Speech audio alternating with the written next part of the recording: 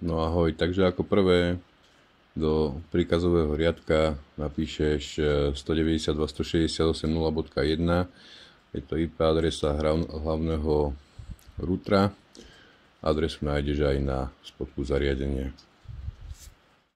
Router môžeš nastaviť aj cez sprievodcu, alebo teda priamo prejdeš na network alebo sieť, nastavenie WAN,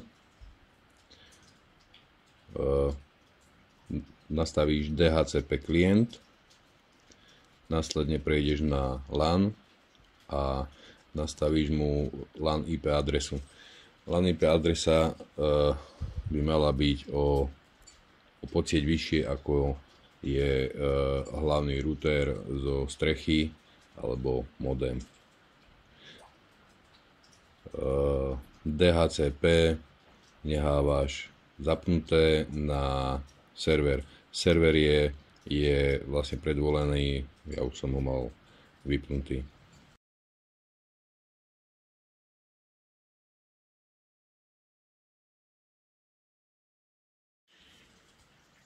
Následne prejdeš do nastavenia druhého routera, alebo teda sekundárneho routera, kde mu zadaš tú istú adresu. A heslo nájdeš tiež na spodku zariadenia, potom sa odporúča zmeniť.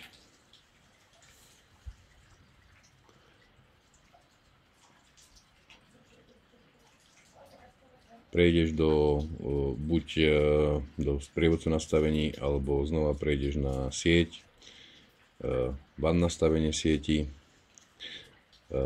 Tiež ostáva DHCP klient, prejdeš na LAN nastavenie, tam mu nastavíš IP adresu o podsieť vyššiu ako primárny router, to znamená, ak primárny router je 2.2, tak sekundárny bude 3.3.